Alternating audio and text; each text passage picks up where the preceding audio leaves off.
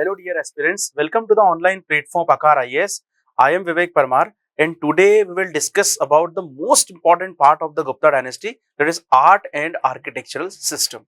See, this is important from another point of view because in this part you will see mainly about the temple architecture, that how the temple architecture was evolved in the ancient history. And till now we have discussed about the various part, or almost we have completed the 80 to 85% of the ancient history, but till now we have not discussed about the temple architecture. Why? Because it was mainly evolved during the period of Gupta dynasty only. तो ये बहुत important चीज है, याद रखिएगा। Temple architecture मतलब मंदिरों का बनना इंडिया में सबसे पहले अगर शुरू हुआ है, जिसके हमारे पास एविडेंसेस हैं, तो वो गुप्ता डायनेस्टी के समय शुरू हुआ है। So this was the most important event and it was a great reform in the religious system as well, because temple architecture started during Gupta dynasty. So we can say Gupta dynasty truly as a golden age or classical age just because of the development in art and architectural system. पर ऐसा नहीं है सिर्फ temple architecture, बहुत प्यारा केव architecture भी हम पढ़ेंगे यहाँ पर, है ना। अजंता की गुफाएं बहुत लोगों ने नाम सुना होगा, औरंगाबाद, अब तो संभाजी नगर नाम हो गया उसका, तो जो महाराष्ट्र के अंदर है वहां पर वघोरा रिवर के किनारे, तो बहुत अच्छे अच्छे इंपॉर्टेंट डेवलपमेंट्स होंगे। पर पहले एक चीज बता दूं मैं आपको कि जब हम, क्योंकि मेंस में जब आंसर राइटिंग का प्रैक्टिस करेंगे तो 11 मार्क्स में एक क्वेश्चन देखेंगे, why Gupta age is called the golden age और classical age of India in the ancient history, या to what extent it can be truly said is the golden age of India, किस हद तक इसको कहना सही होगा। क्योंकि जहां पर चांडाल सिस्टम है, जहां पर अनटचेबिलिटी का पहली बार एविडेंस मिल रहा है, जहां सती प्रथा का एविडेंस मिल रहा है, क्या उसको गोल्डन एज कहें?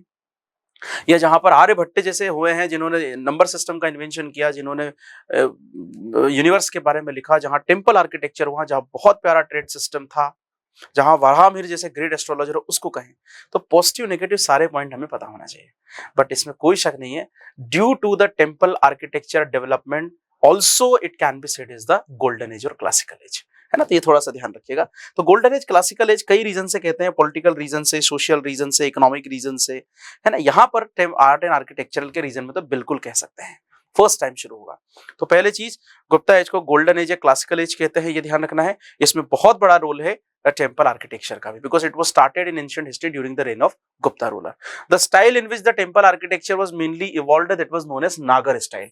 एक बात आपको समझना पड़ेगी, बहुत इंपॉर्टेंट है ना, एक इंपॉर्टेंट चीज है, इस स्टाइल को क्या कहते हैं हम लोग? नागर स्टाइल, ना, नागर शैली जिसको हम कहते हैं, नागर स्टाइल। हमेशा याद रखिएगा, whenever you discuss about any particular art और आर्किटेक्चर और टेम्पल आर्किटेक्चर सिस्टम, तो you have to mention the name. और याद रखिएगा, उत्तर भारत के जो मंदिर है जनरली, मैक्सिमम, मैं ये नहीं कह रहा हूँ सारे, पर मैक्सिमम जो हमारी स्टाइल है नॉर्दर्न इंडिया की, वो नागर स्टाइल वाली है। जब आप कर्नाटका या वो सेंट्रल में जाएंगे, मतलब अपर डेकन में जाएंगे, तो आपको वेस्टर्न स्टाइल मिलेगा। जब आप विजयनगर या उसके आसपास की बात करेंगे साउथ में, तो वहां पर आपको प्रोविदा स्टाइल मिलेगा। जब आप तमिलनाडु या आपको आंध्रा और इन रीजन में जाएंगे, है ना, स्पेशली नॉर्दर्न तमिलनाडु जहां चोल ने राज किया, तो वहां आपको द्रविड़ आर्किटेक्चर मिलेगा। तो ये सब स्टाइल क्या है, उसकी शुरुआत आपको आज हो जाएगी नागर स्टाइल, समझिएगा। फिर जब चोल पढ़ेंगे तो हम द्रविड़ आर्किटेक्चर पढ़ेंगे, पल्लव पढ़ेंगे तो forerunner of the Dravida architecture पढ़ेंगे। बहुत इंटरेस्टिंग है art and culture. I think this is the best part of the history. आप मतलब एक मंदिर देखेंगे, उसकी दीवार देख लीजिए, या उसका प्रेमाइस देख लीजिए, या उसका गेट देख लीजिए, या उसका शिखर देख लीजिए, आप उसको देखते से बता देंगे कौन सी स्टाइल का है ना। बहुत बढ़िया है, पिक्चर की मदद से हम इसको समझेंगे। तो पहले तो एक चीज समझ में आ गई, अगर एग्जाम में आता है कि कौन सा स्टाइल था टेम्पल आर्किटेक्चर का। स्टाइल का मतलब है कुछ स्पेसिफिक फीचर होते हैं उसके, है ना, कि एक मंदिर जब बनाया जाता है तो कुछ नियम, कुछ रूल्स होते हैं जिनको फॉलो करना पड़ता है, और वो एक पर्टिकुलर एम्पायर या एक पर्टिकुलर रीजन के डिस्टिंक्ट होते हैं, है ना। क्योंकि देखो, रीजन टू रीजन चीजें बदलती रहती है, इंग्रेडिएंट्स बदलते रहते हैं, लोगों का नेचर, कल्चर बदलता रहता है, तो जाहिर सी बात है टेम्पल आर्किटेक्चर भी बदलेगा। तो एक पर्टिकुलर रीजन में, एक पर्टिकुलर डायनेस्टी के द्वारा जो फीचर सेट किए जाते हैं उसके डेवलपमेंट के, उसको एक स्कूल नाम दे दिया जाता है। तो नागर स्कूल जनरली नॉर्थ इंडिया का स्कूल है जो गुप्ता के समय डेवलप हुआ था, ठीक, ये याद रखिए। तो गोल्डन एज और क्लासिकल एज कहने के पीछे बहुत बड़ा रोल है टेम्पल आर्किटेक्चर का, हमने देख लिया।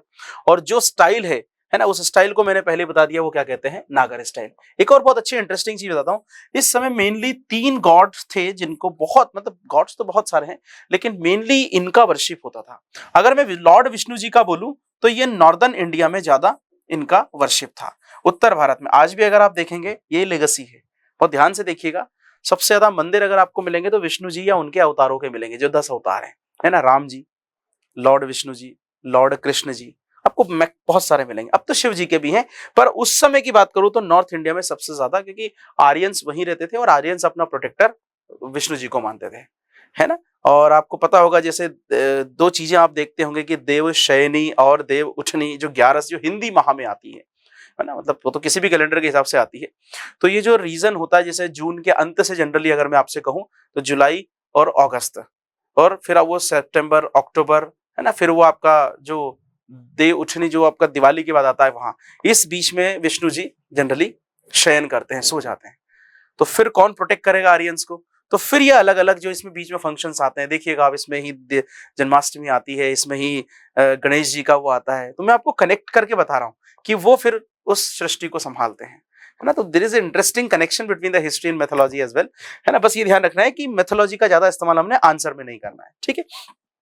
तो लॉर्ड विष्णु जी जो है उनको नॉर्दर्न इंडिया में वर्शिप ज्यादा किया जाता था, लॉर्ड शिव जी को जो है साउथ इंडिया में ज्यादा वर्शिप किया जाता था। और ईस्टर्न इंडिया की अगर बात करूं, eastern India and Malabar coast, तो यहां पर ज्यादातर किसका, शक्ति देवी का। शक्ति दैट मीन्स ये जो गॉडेस जो शक्ति है, पार्वती जी, और उनके कई रूप हैं जो हम दुर्गा नवमी में पूछते हैं, ये उनकी बात करें तो बंगाल में देखिए आप कितना क्रेज है। तो याद रखिएगा, बहुत इंपॉर्टेंट है, that time during the Gupta the lord Vishnu was mainly worshipped in the northern India, Shiva lord Shiva was worshipped in the south India, and Shakti lord goddess Shakti was worshipped in the east India, specially in Bengal, Bihar, and also on the Malabar coast. So these three gods became prominent during the Gupta. तो इसका एक मतलब तो clear है, जो temple architecture मंदिर बनेंगे उसमें मुख्य भगवान कौन होंगे, यही भगवान होंगे। तो यही तो हम बता रहे हैं आपको कि मेन अगर गॉड जिनकी पूजा होती है तो मंदिर भी उन्हीं के लिए मेन बनेंगे, है ना। तो हम करते हैं स्टार्ट टेंपल आर्किटेक्चर का। तो देखिए सबसे इंपॉर्टेंट है टेंपल आर्किटेक्चर की जो स्टाइल है वो मैंने पहले बता दी, नागर style. This can be directly asked also in prelims examination, नागर स्टाइल। और जब मेंस में इसके कैरेक्टरिस्टिक फीचर आए तो पहले तो यही लिखना पड़ेगा, the first style of temple architecture which was started during the reign of Gupta empire, that was Nagara style. Now you have to write some of the important feature of the Nagara style. अब Nagara style के आखिर feature क्या होते हैं, कैसे एक मंदिर को देखते से आप बता देंगे कि हाँ सर ये नागर स्टाइल है, उसके लिए आपको ये देखना पड़ेंगे, बहुत सारे मंदिर हैं, है ना। चलिए पहले मैं यहीं से आपको समझा देता हूं। इस एक अच्छा सा हम लोग पहले पिक्चर ले लेते हैं, इससे आपको जल्दी समझ में आएगा, है। ठीक है, तो सबसे पहले तो हम लोग इस टेंपल को देखते हैं यहां से, इस वाले, ये जल्दी जल्दी ज्यादा जल्दी समझ में आएगा। देखो सबसे पहले मैं पूरी नागर शैली के मंदिर आपको बता देता हूँ कैसे होते हैं, है ना। नहीं तो सबसे पहले तो ऐसे मंदिर बनाना शुरू किए थे गुप्ता लोगों ने, ऐसे, ये देखिए स्टार्टिंग में गुप्ता लोगों ने सिर्फ ऐसे मंदिर बनाए थे, उसमें कोई ज्यादा फीचर्स नहीं होते थे, बिल्कुल बेसिक। अगर मैं कहूं तो एक सिंपल सा एक चबूतरा होता था, अप्रेस्ड प्लेटफॉर्म, और उसमें एक स्क्वायर शेप में एक मंदिर होता था और उसमें मुख्य भगवान बैठते थे, और उसके ऊपर थोड़ा सा ऐसा एक शिखर जिसको हम कहते हैं। पर प्रॉपर नागर स्टाइल क्या है वो मैं अभी बात करूंगा। पर याद रखिएगा गुप्ता में टेंपल आर्किटेक्चर डायरेक्टली जो मैं बता रहा हूं वो नहीं बन गया था, अलग अलग 5 स्टेजेस में जाके बना था, और फाइनली हमें जो मिला उसको हम क्या कहते हैं, नागर स्टाइल। तो आप चाहो तो अपने आंसर में एक बहुत अच्छी चीज लग सकते हो, during the initial rain of the Gupta dynasty the temple were mainly made in the square shape on the apprised platform, है ना, ताकि बारिश का पानी, बाढ़ का पानी या कुछ भी आए तो वो निकल जाए यहाँ से, इसलिए थोड़े से अप्रेस्ड प्लेटफॉर्म बनाते हैं, छोटे छोटे जीव जंतुओं से बचा जा सके, है ना। तो टेक्नोलॉजी प्लस सेफ्टी दोनों का ये ध्यान रखते थे, और ये मेनली स्क्वायर शेप में होता था। फिर धीरे धीरे धीरे धीरे इसके, और ये देखिए ये भी पूरा स्क्वायर शेप में ही है, और सिंगल स्टोरी होते थे, ज्यादा हाइट नहीं होती थी इनकी। तो ये तो शुरुआत है मंदिरों की, लेकिन जिसको हम नागर स्टाइल परफेक्ट कह रहे हैं उसको हम यहां से समझते हैं, इस मंदिर से जल्दी समझ में आएगा। बहुत ध्यान से देखिएगा कोई भी मंदिर आपकी, क्योंकि जब ये पढ़ेंगे तो आपके दिमाग में 100% मंदिर आएंगे जहां आप घूमते हैं। और अगर जाते हैं आप मंदिर सुबह शाम पूजा में, या कभी भी वीकली मंथली, तो अब जरा मैं जो बता रहा हूं ध्यान से उस मंदिर में जब आप एंटर करें तो मेरी इन बातों को याद रखिएगा, बिकॉज किसी भी चीज को जब हम जीते हैं या विजुअलाइज करते हैं तो फिर we can never forget these things, कभी नहीं भूल सकते। एग्जाम में लिखने में बड़ा अच्छा लगेगा। अब जरा ध्यान से देखना, नागर स्टाइल की सबसे पहली कैरेक्टरिस्टिक जो है वो है panchayatana style. What do you mean by panchayatana style? मान लीजिए मेरे पास ये पूरा ग्राउंड है, ये पूरा ग्राउंड है, मुझे इसमें मंदिर बनाना है, ये प्लॉट है, यहां पर मंदिर बनाना है।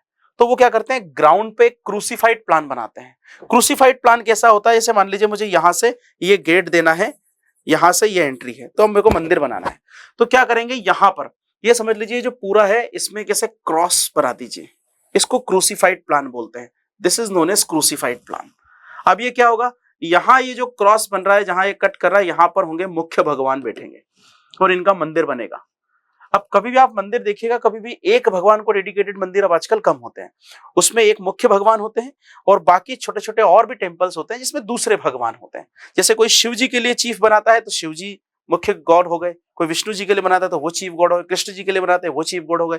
तो chief deity was placed here which was known as the main garbhagriha. अब कुछ टर्मिनोलॉजी मैं यूज करूंगा और याद रखिएगा सेम टर्मिनोलॉजी आपको आंसर में लिखनी है। उसको आप एक्सप्लेन कर सकते हैं इंग्लिश में, but you have to mention the same name of the terminology. और देखिएगा जब न्यूज़पेपर पढ़ते हैं आप, चाहे वो शबरीमाला का केस हो कि गर्भागृह में नहीं जाने दिया जाता है, तो वो गर्भागृह क्या है? ग्रह मतलब घर, गर्भागृह मतलब where chief deity is placed. याद रखिएगा किसी भी मंदिर में, चाहे वो भारत के किसी भी कोने में हो, नॉर्थ इंडिया, साउथ, सेंट्रल, किसी भी का, जो मुख्य भगवान जहां बैठते हैं उसको गर्भागृह कहते हैं। Garbhagriha means the main place और where chief deity is placed और people worship mainly of homage और प्रेयर टू हिम और हर। तो ये पेपर में भी आप पढ़िएगा, देखिए वहां उन्होंने जाके गर्भागृह में पूजा की, इससे उनको आपत्ति, आए दिन न्यूज में आता रहता है। तो चीजें तो समझे हम। तो पंचायतन स्टाइल मतलब होता है पंचायतन। नाम क्यों बोल रहे हैं पंचायतन वो भी देखिएगा। पंच मतलब पांच, आयत मतलब रेक्टेंगल। देखिए पूरा एक रेक्टेंगल जैसा दिख रहा है ग्राउंड पे, इसीलिए इसको आयत बोलते हैं। पंच मतलब पांच भगवान। तो ये तो हो गए चीफ गॉड। अब जो ये बाकी बचे, एक सब्सिडरी गॉड यहां होंगे, एक यहां होंगे, एक यहां होंगे, एक यहां, मतलब इनके चारों दिशाओं में, ईस्ट वेस्ट नॉर्थ साउथ, चारों दिशाओं में सब्सिडरी गॉड्स यहां बना दीजिए। तो यहां होंगे चीफ deity, मुख्य भगवान, और यहां पर जो ये हैं 1 2 3 4, यहां पर कौन होंगे? Subsidiary God. ठीक है, जो भी और मंदिर आपको बनाना है। तो the very first characteristic of Nagara style is the panchayatana style. That means the temple was laid into the panchayatana style at the ground. तो ग्राउंड पे जो होगा that was in the crucified plan, और it was laid out in the crucified plan on the ground. अब जब भी दिमाग में क्रूसिफाइड प्लान आए, समझ लीजिएगा अगर आप खड़े हैं और ग्राउंड को देख रहे हैं तो एक रेक्टेंगल बना दीजिए, ऐसा मंदिर बनेगा। मतलब पूरा मंदिर जो रेक्टेंगुलर होगा। तो गर्भागृह वो स्क्वायर बनाओ कैसे ही, लेकिन पूरा अगर एक एरियल व्यू ऊपर मान लीजिए हेलीकॉप्टर से हम एक फोटो खींच लें तो हमको पूरा एक रेक्टेंगुलर वे में दिखेगा पंचायतन स्टाइल। सेंटर जो होगा यहाँ पर इस तरह से, जैसे मान लीजिए अगर आप ऐसे वर्टिकल मैनर में देखना चाहें कि ये अगर आपका मंदिर है पूरा ये रेक्टेंगल, ये तो यहाँ पर मुख्य भगवान बैठेंगे, एक बनता है पूरा 3:2 के रेशो में, और ये इस तरह से क्रूसिफाइड प्लान होता है। क्रॉस क्रूसिफाइड प्लान का मतलब क्रॉस जैसा। तो यहाँ चीफ deity होंगे और 1 2 3 4 यहाँ पर सब्सिडरी गॉड होंगे 4 और एक 5, इसीलिए इसको क्या बोलते हैं? Panchayatana style. I hope now you have all the facts और you mainly can write about the panchayatana style, what is it. ये ग्राउंड पे होता है। ठीक, एक चीज। दूसरी चीज, अब इस मंदिर को जरा ध्यान से देखिए। ये जो पूरा आपको ब्लू कलर में दिख रहा है, दिस इज द गर्भगृह, है ना। ये पूरा उसका इंटरनल स्ट्रक्चर है एक मंदिर का, है ना। ये यहाँ से इधर से इस तरफ से एंट्री देते हैं। ठीक है, तो ये जो मेन भगवान जहां बैठते हैं इसको क्या बोलते हैं? गर्भगृह। क्या बोलते हैं इसको? Garbhagriha, where chief deity is placed। तो आपको यही तो लिखना है characteristic feature of Nagara style. पहला पंचायतन, फिर उसको डिस्क्राइब कर दीजिए। It means 5 temples are dedicated to the god and which can be laid out in the crucified ground plan, in which the centrally main deity was placed where homage or people can provide their homage or prayer to the god। फिर दूसरा आपने लिख दिया गर्भागृह, फिर इसको explain कीजिए। गर्भागृह was the place where chief deity was placed। अब इसी गर्भागृह के ऊपर ध्यान से देखिए, पूरे गर्भागृह के ऊपर आपको यहाँ पर एक कर्विलिनियर, थोड़ा सा कर्विलिनियर राउंडेड शेप में एक आपको एक कवर दिख रहा होगा। यहाँ देखिए टावर जिसको हम कहते हैं, ये यहाँ पर मेन जो है, यहाँ इसके अंदर जो है एक मेन भगवान बैठे हुए हैं। अब मेन भगवान जहां बैठे हैं उसके ऊपर देखिए पूरा का पूरा ऐसा कर्विलिनियर है, गोल गोल दिख रहा है, इसी को कहते हैं शिखर। याद रखिएगा, now we are discussing about the Nagara style. अभी मैंने द्रविड़ या किसी और स्टाइल की बात नहीं की है, क्योंकि द्रविड़ स्टाइल में शिखर टॉप कलश को कहेंगे। तो अभी कंफ्यूज नहीं होने का, अभी बिल्कुल सिंपल नागर स्टाइल में फोकस कीजिए। तो shikhara means the curvilinear tower. Curvilinear, गोल गोल एक टावर होता है जो गर्भागृह के ऊपर होता है, that is known as shikhara. तो तीसरा कैरेक्टरिस्टिक क्या हो गया? Shikhara. Shikhara means the curvilinear tower over the garbhagriha. अब इस टावर के ऊपर देखना, यहां पर एक गोल डिस्क मिलेगी, बिल्कुल गोल डिस्क। इस डिस्क को कहते हैं amalaka. Amalaka, amalaka means the circular disc over the shikhara. और इसके ऊपर सबसे ऊपर आपको कलश मिलेंगे। इनका बहुत बड़ा रोल होता है हमारे यहाँ मंदिरों में, कलश। तो याद रखिएगा कलश होता है टॉप पे। कितनी कैरेक्टरिस्टिक फीचर हो गई? Panchayatana style, garbhagriha where chief Diti is placed. Over the garbhagriha a curvilinear tower is there which is known as shikhara. Over the shikhara a circular disc was there which is known as amalaka, and over the amalaka kalasha was there. हो गई characteristic. अब सुनिएगा, बहुत important. अच्छा, एक अच्छी interesting चीज बताता हूं मैं आपको। ये जो शिखर है ये हर जगह आपको ऐसे ही नहीं मिलेंगे एकदम एग्जैक्ट कर्विलिनियर। ये तो हमारे यहाँ अगर आप देखेंगे मालवा रीजन या नॉर्दर्न इंडिया में, मध्य प्रदेश में खास करके, तो आपको मैक्सिमम ऐसे ही मिलेंगे। उड़ीसा में आप चले जाइए, उड़ीसा में आपको ऐसे मिलेंगे। जैसे ये गर्भागृह है, इस गर्भागृह के बाद ऐसे जाएंगे, ऐसे बिल्कुल सीधे और एकदम से मुड़ जाएगा, सीधे जाएगा और एकदम से मुड़ जाएगा, ऐसे भी मिलते हैं आपको। तो ऐसे एग्जैक्ट यहीं से गोल नहीं होते हैं, सीधे जाएंगे और ऊपर जाके एकदम मुड़ जाएंगे, ये भी शिखर ही होते हैं। तो शिखर में भी कई सारे टाइप्स होते हैं। ये रेखा प्रसाद शिखर होता है, ये फमसाना वाला शिखर होता है, इसको रेखा प्रसाद बोलते हैं, ये वाले को इसको फमसाना वाला बोलते हैं। और कुछ जगह बस जैसे ये है आपका गर्भागृह, इसके ऊपर बस इतना सा जाएगा वो पूरा यहीं से घूम जाएगा, इसको वल्लभी या वैगन वोल्टेड टाइप बोलते हैं, वोल्टेड। तो शिखर भी कई टाइप का होता है। ये जो एग्जैक्ट आपने जो बचपन से देखे होंगे, अगर आप सेंट्रल इंडिया के हो और तैयारी कर रहे हो, तो ये जो एग्जैक्ट ऐसा दिखता है, इसको रेखा प्रसाद कहते हैं। एकदम सीधा जाएगा, एकदम सीधा जाएगा, सीधा जाएगा और यहां जाके मुड़ जाएगा। अगर ऐसा मिल जाए उड़ीसा वाला जो देखते हैं जनरली आप पुरी वगैरह इनमें, तो वो वाला आपका कौन सा होता है, वो होता है आपका फमसाना। और अगर बस थोड़ी सी दूर जाए और यहीं से ऐसा वोल्टेड टाइप हो जाए, तो उसको क्या बोलते हैं, वोल्टेड टाइप, या फिर हम उसको वल्लभी टाइप शिखर कहते हैं। तो you can also write down about the variation in the shikhara in different region of the northern India, है ना, तो और अच्छा इंपैक्ट पड़ेगा। अब इस गर्भागृह के बाहर ये आपको एक ऐसा पिलर वाला एक पूरा हॉल मिलेगा, दिस इज कॉल्ड एज मंडप, है ना। ये मंडप मंदिर वाला है, याद रखिएगा, है ना, दिस इज द मंडप। मंडप means assembly hall, assembly hall where people could assemble and can do offerings or can enchanting the prayers to the god। जैसे भजन कीर्तन वगैरह आपने सुना होगा। तो ये जो बैठने के लिए एक हॉल होता है, उसको बोलते हैं असेंबली हॉल, उसी को कहते हैं mandapa. And it is always in front of the गर्भागृह।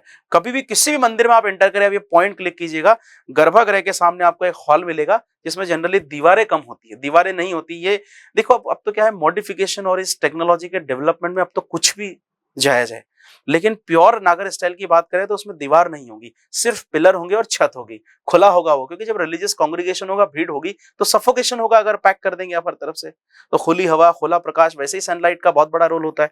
गर्भागृह को बहुत सी जगह नॉर्थ ईस्ट या ईस्ट फेसिंग बनाया जाता है, ताकि सनलाइट जो है वो सीधी गर्भागृह में भगवान के पास पहुंचे। तो बहुत चीजें होती है, रिलीजियस सिग्निफिकेंस भी होता है, आर्किटेक्चरल डेवलपमेंट होता है, सिविल इंजीनियरिंग काफी लगाई जाती है ना, ऐसे नहीं होते मंदिर। तो ये होता है आपका mandapa. Mandapa means N assembly hall for the gathering of the people, ठीक है, ये भी ध्यान रखिएगा। इसके बाद इसके आगे ये अर्ध मंडप, क्योंकि ये जनरली इससे हाफ या फिर हम कह सकते हैं छोटा होता है, तो अर्ध मंडप भी होता है। एक चीज और हम देखते हैं, बहुत इंपॉर्टेंट है, जरा इसमें देखिए, ये आपके खजुराहो के टेम्पल के वो लिए गए हैं। अगर एक देखो, इसमें कई सारे शिखर दिख रहे हैं आपको, दिख रहे हैं शिखर, कई सारे शिखर दिखेंगे आपको। तो ये जो मेन चीफ दीति वाला होता है, ये तो चीफ श्राइन कहते हैं इनको, या चीफ शिखर कहते हैं इनको। तो लेकिन उसके बाद जो सब्सिडरी गॉड होते हैं, उन सब्सिडरी गॉड के मंदिरों के ऊपर भी शिखर है, पर वो आप देखिए छोटे बने हैं हाइट में, इनको उरु श्रृंग कहते हैं। इनको क्या बोलते हैं, उरु श्रृंग। तो उरु श्रृंग का बेसिक मीनिंग होता है द सब्सिडरी टावर्स और the subsidiary shikharas over the subsidiary shrines of god. तो मंडप देखा हमने, अर्ध मंडप देखा। अर्ध मंडप मतलब एक तरह का पोर्च, है ना। जैसे मान लीजिए अगर आप एंट्री करें और जैसी स्टेयर चढ़कर गए, तो वो जो पोर्च एरिया मिलेगा उसको अर्ध मंडप कहते हैं। फिर वहां से अर्ध मंडप से आप गए कहां, मेन मंडप में, असेंबली हॉल में, और फिर उसके बाद भगवान का मंदिर गर्भागृह। बहुत आसानी से समझ में जाएगा, पिक्चर अगर मंदिर गए हो तो सब क्लियर हो रही होगी। अब एक one more important thing related to the Nagara style, that is the pradakshina path. ये भी एक बहुत इंपॉर्टेंट चीज होती है, प्रदक्षिणा पथ। हर कोई इसमें जरूर जाता होगा। पथ मतलब रास्ता, प्रदक्षिणा। जो भी हमारे मेन गॉड है, चीफ दीति, उनके आसपास, जैसे मान लीजिए ये है चीफ दीति, तो इसके आसपास एक रास्ता होगा घूमने के लिए, है ना, where people pay their homage to the god. कभी भी देखिएगा जहां मुख्य भगवान है, उनकी दीवार के आसपास एक छोटा सा रास्ता बनाया जाता है, और सब लोग उसमें जाते हैं, एक दो परिक्रमा करते हैं और पूजा पाठ, मतलब वहां अपना होमेज प्रोवाइड करते हैं। That is known as the pradakshina path. तो we can write as pradakshina path is the circulatory और ambulatory passageway. We can say it ambulatory passageway to provide the homage to the god, है ना। जिस तरह कोई चीज चाहिए तो मम्मी पापा के आसपास घूमते हैं, वैसे ही भगवान के आसपास घूमकर सम्मान देते हैं उनको, और उनसे कुछ ना कुछ मांगा जाता है। उसमें जो प्रदक्षिणा पथ में आपको कुछ मूर्तियां मिलेंगी जनरली नागर स्टाइल के अकॉर्डिंग, नर्मदा देवी, गंगा देवी, है ना, जो नदियां हैं इनकी भी हमारे यहाँ बहुत पवित्र मानते हैं, पूजा करते हैं, है ना, गंगा नदी को हम बहुत पवित्र मानते हैं, तो इनकी उसमें फोटोज या इनकी पिक्चर्स लगाई जाती है ऑफर होमेज प्रोवाइड करने के लिए। ठीक है, तो ये भी चीज हो गई, ये हमने देख लिया, कलश मंडप वगैरह, पुरुष रिंग वगैरह देख लिया। एक चीज और देखते हैं, जो दीवारें होती हैं जनरली मंदिर की, वो जो वॉल होती है ना, जैसे ये देखिए, ये एक मैंने जो अभी बताया था आपको थोड़ी देर के लिए, ये इस तरह से ये सीधे जाएगा और फिर एकदम से यहां से हो जाएगा, बताया था ये भी आपको, तो इस तरह के भी शिखर होते हैं, है ना। एक सबसे इंपॉर्टेंट चीज है कि जब दीवार पे आएंगे, है ना, दीवार पे आएंगे मंदिर की अगर हम, तो उस मंदिर की दीवार कभी सीधी, जैसे आपको ये अगर स्क्रीन दिख रही होगी एकदम स्ट्रेट है, तो ऐसी नहीं होती नागर स्टाइल में दीवार, एकदम स्ट्रेट दीवार ऐसी नहीं मिलेगी आपको, वो दीवार ऐसी मिलेंगी, फिर उसमें थोड़ा सा पैनल ऐसे उठा देंगे, फिर ऐसे करके ऐसे बना देंगे, या फिर और पैनल बना देंगे, ये। तो किसी भी दीवार में ऐसे सिस्टम को रथ सिस्टम कहा जाता है। नॉर्थ इंडिया की बात कर रहे हैं, we are not talking about the south India. South में तो रथ का मतलब टेंपल हो जाता है ना। पल्लव ने जब पत्थरों को काट के मंदिर बनाया तो उस मंदिर को, छोटे मंदिर को रथ कह देते थे, तो वहां और यहाँ अंतर है, याद रखिएगा। Ratha system in Nagar style, or which was developed during the Gupta architecture, that simply means the vertical planes on the walls. Vertical planes on the wall का मतलब देखिए, मैं फिर आपको एक चीज समझा रहा हूँ, बहुत ध्यान से सुनिएगा। फॉर एग्जाम्पल मान लीजिए दीवार चल रही है, दीवार बिल्कुल सीधी चल रही है, फिर उसके बाद इस दीवार पे एक ऐसा प्लेन हो जाएगा, फिर यहाँ पर ये ऐसा और फिर ये ऐसा आ जाएगा, तो ऐसे दीवार चलेगी, ऐसे। तो ऐसा क्यों किया? क्योंकि ऐसा करने से दीवार को उसने 3 प्लेन में बांट दिया, 1 प्लेन, 2 प्लेन और 3 प्लेन, इसको त्रिरथा कहते हैं। और ज्यादा बांट दिया 1 2 3 4 5, इसको पंचरथा कहते हैं। तो पंचरथा, सप्तरथा, नवरथा, ऐसे बहुत सारे प्लेन्स बनाए जाते हैं। आर्टिस्टिक चीजें हैं और मेस्मराइज करती है और अच्छा लगता है, लेकिन इन पैनल को बनाने के पीछे एक और कहानी है। अब ये दीवार में 3 पैनल बन गए। मान लीजिए एक भगवान की आपको स्टोरी बताना, आजकल तो देखिए बहुत होता भी है ऐसा कि कोई भी मंदिर में जाएंगे तो यहाँ पर आपको स्टेच्यू से कोई ना कोई इवेंट को बताते हुए दिखेंगे। जैसे मान लीजिए राम जी को डेडिकेटेड टेम्पल है, तो इस पैनल में कोई भी एक इवेंट बता दी, जैसे राम जी का वन गमन, वो 2-3 स्टेच्यू बना दी, राम जी, उनके साथ लक्ष्मण जी, सीता माता जी, और बता दिया कि ये वन को जा रहे हैं। तो लोगों को स्टैच्यू देख के समझ में आता है ये कौन सी इवेंट है, पढ़ने का जरूरत नहीं है ना। इस टेक्नोलॉजी के जमाने में लोग पढ़ने में अब कम भरोसा रखते हैं। फिर अगर आप यहाँ देखेंगे तो यहाँ अगली इवेंट बता दी, उनसे हनुमान जी का मिलन बता दिया, है ना, वो किष्किंधा वाला और सुंदर वाला कांड जो है उसके बारे में बता दिया। फिर यहाँ पर रावण वध बता दिया। तो ये पैनल्स बताए जाते हैं टू डिपिक्ट और to narrate the different different scenes और stories related to the gods. बहुत इंपॉर्टेंट चीजें हैं। तो with the help of statues और with the help of any particular inscription, actually these things are mainly provided to the people. तो ये ratha system भी याद रखेगा। Vertical planes on the wall is called the ratha system. Initially 3 ratha system was there in the Nagara style, but later it got developed into pancharatha, saptaratha and navaratha. So sorry, now we have clear picture related to the temple architecture. अगर हम देखें तो सबसे पहले पंचायतन style हमने पढ़ा, फिर गर्भागृह पढ़ा, गर्भागृह के ऊपर शिखर, उसके 3 टाइप पढ़े, फिर शिखर के सामने, गर्भागृह के सामने असेंबली हॉल, और we have discussed about the mandapa system. After the mandapa system we have discussed about the ardha mandapa which was a portico approach और पोर्च जिसको हम कहते हैं। उसके बाद वह पूरा एक अप्रेस्ड प्लेटफॉर्म पे होता है, ठीक है। और हमने शिखर के ऊपर जो देखा अम्लका, अम्लका के ऊपर कलश देखा, ये भी हमने देखा। One more important thing is there is no system of water tank inside the temple premises, and there are no lofty gates, and there are no a courtyard or boundary wall in the Nagara style. ये 3 चीजें नहीं होती है नागरा style में। no boundary walls, अगर कोई बना रहा तो उसको हम प्योर नागरा स्टाइल नहीं बोलेंगे। no टैंक, और कौन सा, water tank. No water tank in temple premises. Temple premise के अंदर नहीं होगा, बाहर मिल सकता है, टेम्पल के अंदर वाटर टैंक नहीं होगा। ये नागर स्टाइल की बात कर रहे हैं। और नो लोफ्टी गेट्स। लोफ्टी का मतलब होता है बहुत ऊंचे ऊंचे गेट्स। मंदिरों में जाएंगे तो बहुत ऊंचे डेकोरेटेड गोल्ड गेट्स नहीं होंगे, ये सब द्रविड़ आर्किटेक्चर मिलेंगे। उसको गोपुरम कहा जाता है। वो गेट ही देख के ऐसा लगेगा मंदिर यही है, इतना इतना डेकोरेटिव, इतनी स्टैच्यूज और इतनी चीजें बनाएंगे उसमें। हमारे यहाँ ऐसा नहीं होता है। तो in Nagara style there are no system of the lofty gates which are known as gopuram in the Dravida style. ऐसा नहीं होता है। टेम्पल प्रमाइस के अंदर वाटर टैंक नहीं होता है। कोई भी जो कुंड वगैरह होते हैं सब बाहर होते हैं, और कोई भी बाउंड्री वॉल नहीं होती है, कोर्ट वो जो यार्ड सिस्टम नहीं होता है टेम्पल के बाहर। ये 3 चीजें हमें याद रखना है, ठीक है। These are the most important things. ये सब का सब आप पढ़ेंगे ये नागर स्टाइल के अंदर, ठीक है, ये बहुत इंपॉर्टेंट चीज है प्लीज। अच्छा, ये जो फोटो है याद रखिएगा, ये इसको मत देखिएगा, नहीं तो आप बोलेंगे सर इसमें तो क्लियरली आपको एक कोर्टयार्ड दिख रहा है, इसमें तो आपको लोफ्टी गेट, ऊंचा गेट भी दिख रहा है, गेट में से अंदर आएंगे, ये मंदिर है। This is not the Nagara style, this is the Dravida style, है ना। ये एक फोटो गलत है तो इसमें आप देखिएगा, this is the Dravida style, इसको नहीं देखना है। ये बाउंड्री वॉल और लोफ्टी गेट ये नागर में नहीं होते थे, है ना। तो ये एक पिक्चर जो है किसका है, ये द्रविड़ स्टाइल का है, हटा दीजिएगा इसको। तो ये तो this was whole about the system of the temple architecture. Now you are aware, you can easily write about the different things in your paper. आराम से अब आप नागर स्टाइल को डिटेल डिस्कस कर सकते हैं सारी चीजें। एक बात और मैं बता दूं, you have to write about some of the important examples related to the temple architecture. कुछ एग्जांपल है आपको मिल जाएंगे यहाँ पर पीपीटी और इनमें, मैं बता देता हूँ आपको। जैसे झांसी का जो देवगढ़ या दशावतार टेम्पल है, उसका एग्जाम्पल लिखिए, गुप्ता के समय बना था। हमारे यहाँ पन्ना में नचना कुठार पार्वती जी को डेडिकेटेड टेम्पल है, जिसका फोटो मैंने दिखाया था शुरू वाला, उसका आप बता दीजिए, एग्जांपल लिख दीजिए। तो जैसे हमारे यहाँ नागोद में जो टेम्पल है उसके बारे में लिख दीजिएगा, कोहो टेम्पल के बारे में लिख दिया।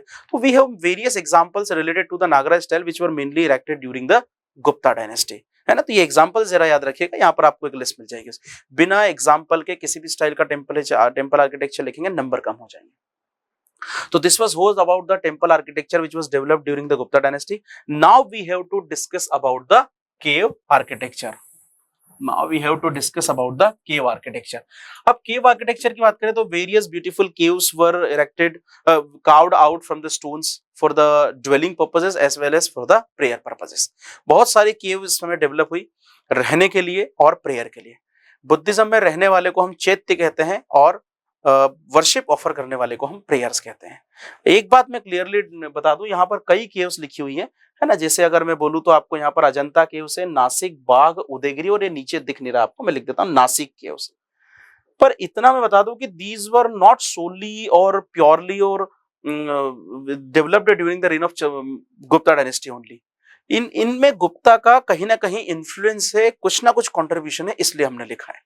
नहीं तो जैसे अजंता की बात करूं तो ये 200 बीसी से शुरू हो गई थी डेवलप होना, 200 बीसी से ये लगभग 6th सेंचुरी एडी तक चली है, पर इसमें मेजर रोल गुप्ता का ही है।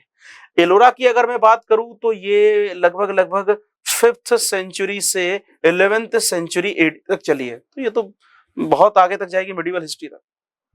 तो प्लीज एग्जाम में लिखते समय थोड़ा सा याद रखिएगा, these caves or in these caves somewhere at some extent Gupta rulers contributed in the development of these caves, but they are not solely mainly carved out by the Gupta rulers. ऐसा नहीं कि पूरी तरह से ही उनके बगैर है, पर हाँ इनमें उनका वो इन्फ्लुएंस है। तो क्यों केव आर्किटेक्चर में हमने देखा इंपॉर्टेंट केव्स के बारे में। अब देखो एक चीज बताता हूं पहले मैं आपको केव के बारे में, पहले दो चीज सीखिए, चैत्य एंड विहार, इनके बारे में पहले समझिए। चैत्य एंड विहार, चैत्य जो होता है वो होता है जनरली प्रेयर के लिए, और विहार जो होता है वो होता है ड्वेलिंग, रहने के लिए। Dwelling quarters for Buddhist monks were known as vihara, while the prayer halls were known as chaityas. वो मेनली दीज केव्स, ऐसा नहीं कि सारी, maximum caves during the Gupta ruler were dedicated to the Buddhism. थोड़ा सा याद रखिए, एक एक करके हम चलिए पढ़ना शुरू करते हैं, है ना। अगर इसमें नहीं हो तो मैं आपको एक अलग से ब्लैंक पेज बता दूंगा, है ना। ये पेंटिंग्स के बारे में थोड़ा सा बताऊंगा आपको, चलिए इसमें नहीं है तो मैं आपको थोड़ा सा एक एक करके बताता हूँ, बहुत इंपॉर्टेंट चीज है क्योंकि। तो सबसे पहले हम देखते हैं यहां से एक एक करके 1 by 1 अजंता केव्स के बारे में, थोड़ा सा इंपॉर्टेंट चीज है। तो पहले हम देखते हैं अजंता केव्स। तो इनका लोकेशन आपको पता होना चाहिए, अजंता केव्स का कहां पर है अजंता। ये these are located at the bank of Waghora river. कौन सी नदी है, वघोरा रिवर, और ये कहां पर है, औरंगाबाद। औरंगाबाद, औरंगाबाद कहां है, महाराष्ट्र। तो these are located the bank of Vaghora river in Aurangabad, Maharashtra, which is also known as now Sambhajinagar. Next there are 29 caves in number. ये थोड़ा ध्यान रखिए, 3 नंबर में या 5 में आ सकता है अजंता केव का डिस्क्रिप्शन। तो there are 29 caves, आप कभी भी जाएंगे गुफा पे नंबर 1 केव, नंबर 1 केव, नंबर 2, तो there are 29 caves in the Ajanta. Ajanta में टोटल 29 गुफाएं हैं, है ना। यहाँ पर इनको अगर हम सेग्रीगेट करें तो ये ऐसे हैं 25 + 4, 25 जो है वो विहार है रहने के लिए, और 4 जो है वो चैत्य है प्रेयर करने के लिए। थोड़ा सा आप सेग्रीगेट ऐसे कर सकते हैं। तो there are 29 caves in Ajanta, out of which 25 were used for dwelling purposes for the Buddhist monk and 4 were considered as chaitya, that means for prayer purposes. These were totally related to the Buddhism, not with the other religion. ये सारी की सारी Buddhism से related है, इसमें और किसी धर्म से कोई वास्ता नहीं है। तो पूरी 29 केव्स किससे रिलेटेड है? बुद्धिज्म से। क्लियर। एक और चीज बहुत इंपॉर्टेंट बताता हूं, here fresco method was used in mural paintings. This is another important thing which you need to mention in your answer. देखो म्यूरल पेंटिंग क्या है, अभी हाल ही में अगर आपने देखा हो तो after the inauguration of the parliament by the prime minister Narendra Modi ji, there was a news related to the mural of Akhand Bharat, है ना। अखंड भारत का एक म्यूरल देखा होगा, अशोक का वहां इंस्क्रिप्शन भी है। तो म्यूरल वर्ड बार बार आता है, ये होता क्या है? किसी भी दीवार पे की गई पेंटिंग को म्यूरल कहते हैं। सिंपल सा आंसर है। What do you mean bye mural? A wall painting is known as a mural painting. तो in all the mural paintings in caves में बहुत प्यारा डेकोरेट किया, ऐसे नहीं बस पत्थर काट के गुफा बना दिया, बहुत प्यारी पेंटिंग्स, पिलर का इस्तेमाल किया, बहुत डेकोरेटिव, बहुत अच्छी आर्टिस्टिक केव्स हैं ये। तो mural paintings were there and in the mural painting fresco method was used. Now it is the most important term, it can be asked in 3 mark as well. Fresco method क्या होता है? तो देखिए fresco जो method होता है painting का, it was a technique of paintings. इसमें क्या होता है, 3-4 चीजें चाहिए, राइस हस्क, काऊ डंग, ये दोनों को वेट करके और एक जमीन पे जहां पेंटिंग बनाना है जिस रॉक पे, उस पे लगा देते हैं ना। काऊ डंग एंड राइस हस्क का मिक्सचर लगा देते हैं। फिर जो नेचुरल कलर्स होते हैं, नेचुरल, और फिर लाइम प्लास्टर, एक और चीज लगाते हैं लाइम प्लास्टर, और फिर नेचुरल कलर से पेंटिंग की जाती है। नेचुरल कलर जब ये वेट हो, गीला हो, तभी, सूखा ना नीचे, गीला होता है तो वो नेचुरल कलर से पेंटिंग करेंगे तो वो सीप करके नीचे तक चला जाएगा। तो वो पेंटिंग अगर अपर लेयर पानी से निकल भी गई तो पेंटिंग खराब नहीं होगी, फिर आपको थोड़ा सा दिखेगी नीचे की तरफ। तो इससे हजारों सालों तक पेंटिंग खराब नहीं होती। This is the best technique fresco. तो 3 स्टेप में होता है, इसमें rice husk, cow dung and lime plaster applied on a surface and when it is add with the help of natural colours the painting is done. एक चीज और important बता दूं, नेचुरल कलर से गलते हैं, बहुत इंपॉर्टेंट चीज है इस समय की, एब्सेंस ऑफ ब्लू कलर। सबसे ज्यादा इंपॉर्टेंट कलर होता है, लोगों को सबसे ज्यादा लुभाने वाला, बट ब्लू कलर का कोई एविडेंस नहीं मिलेगा आपको इन पेंटिंग्स में। This is the most striking feature of the painting और important thing which you need to remember, है ना। हो सकता है प्रीलिम्स से पूछ ले कौन से कलर एब्सेंट है यहाँ पर। तो this was whole about the Ajanta caves, है ना, और पूरी की पूरी बुद्धिज्म से रिलेटेड है, याद रखिएगा। अजंता केव में कुछ ऐसी पेंटिंग्स है जो बहुत फेमस है, जैसे डाइंग प्रिंसेस। एक प्रिंस राजकुमारी है जो मर रही है और उसके आसपास बहुत सारे, देखिए ना फोटो होगा, flying apsara and dying princess are the most important painting. This is the dying princess painting, है ना। बहुत सारे उसके जो दासियां, उसके सहेलियां सब वो साथ में है और प्रिंसेस को देख रही हैं। तो वो एक इवेंट, आज भी सोचिए इतने सालों के बाद भी इतनी गजब की, मतलब ये कहते हैं ना लवली वाली पेंटिंग है, तो फिर सोचिए उस समय में क्या रहा होगा, है ना। तो ये है पेंटिंग्स। फिर ये जैसे एक पेंटिंग है ना, तो ये गुफाएं इस तरह की दिखती हैं, ये अलग अलग। तो ये फ्लाइंग अप्सरा वाली बहुत सारी पेंटिंग्स हैं। तो इतने साल के बाद भी है ये बस इतना याद रखिएगा, this is mainly fresco method, है ना। और इन पेंटिंग्स को क्या कहा जाता है? म्यूरल पेंटिंग, थोड़ा सा याद रखिएगा। चलिए इसके बाद एक चीज और हम देख लेते हैं अजंता के बाद, एलोरा। तो ये तो हो गया अजंता के बारे में। अब एलोरा के बारे में देखें तो एलोरा के बारे में एक चीज याद रखिएगा, this is also in the Aurangabad district. ये अजंता से 100 किलोमीटर की दूरी पे है।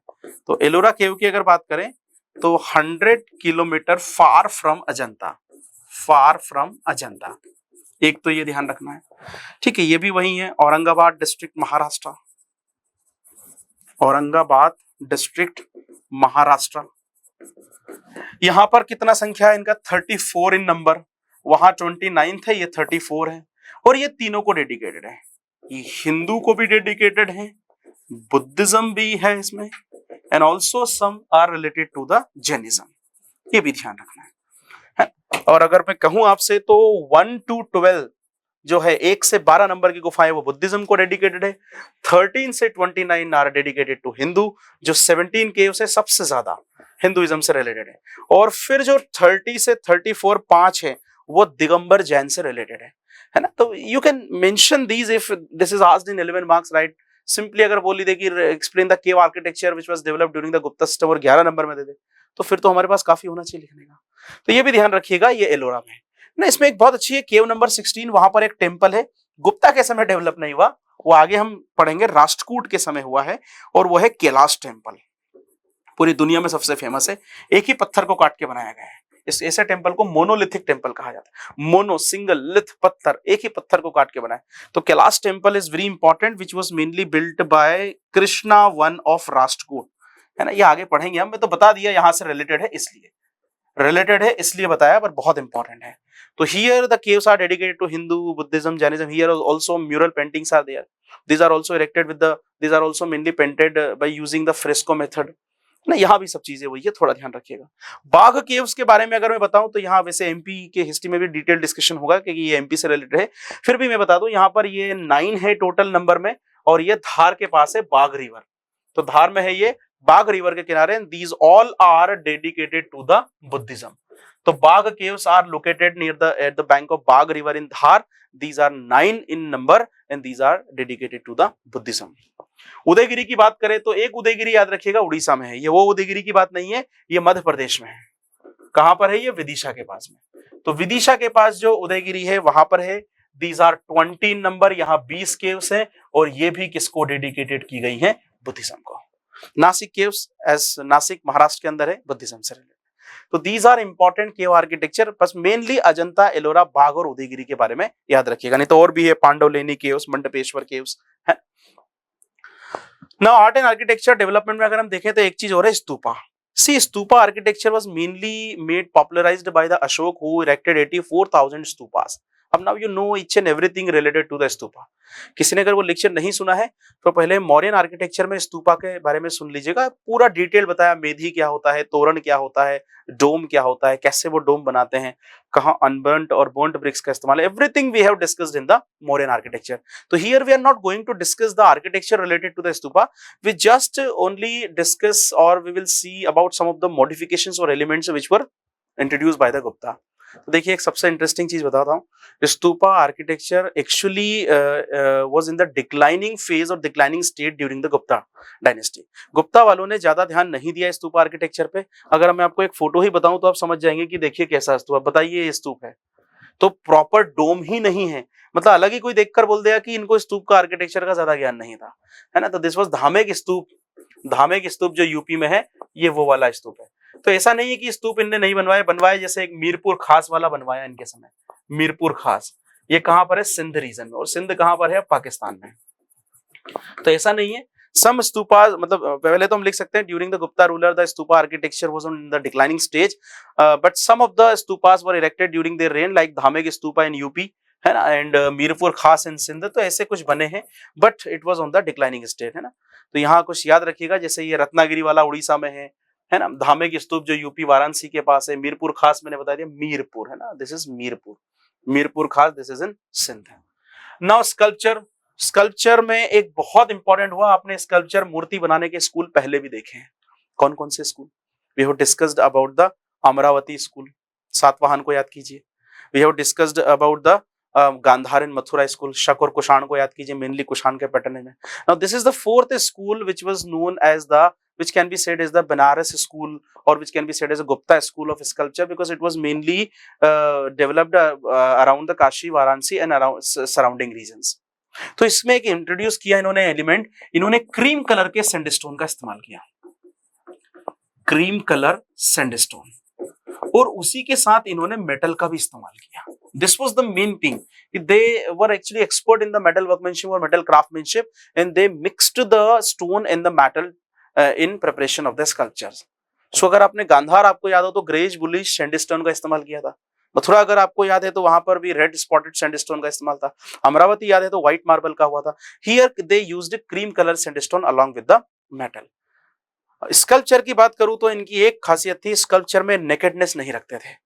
They mainly form the sculpture immaculately dress up, पूरा नेक तक ड्रेसअप रखते थे।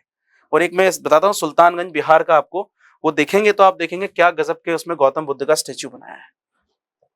ये देखिए सुल्तानगंज बुद्धा 7.5 फीट के आसपास, लोग बताते हैं इनको कि ये 7.5 फीट इनकी हाइट होगी इस स्टेच्यू की।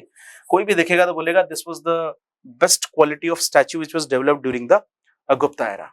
क्रीम कलर का सैंडस्टोन और मेटल का इस्तेमाल हुआ है, इसमें इमैक्युलेटली ड्रेसअप हुआ है पूरा ड्रेस, मतलब they do not believe in the nakedness. और यहाँ पर पूरा वो हेलो इफेक्ट, पूरा जो ग्रीको रोमन स्टाइल में हेड है, हेलो इफेक्ट दिखाया गया है। This is the best part of ये, you can write it, Sultanganj Buddha जो है वो गुप्ता के समय बनाए गए। ये पूरा आर्ट एंड आर्किटेक्चर हो गया। Causes of downfall we have discussed already in lecture।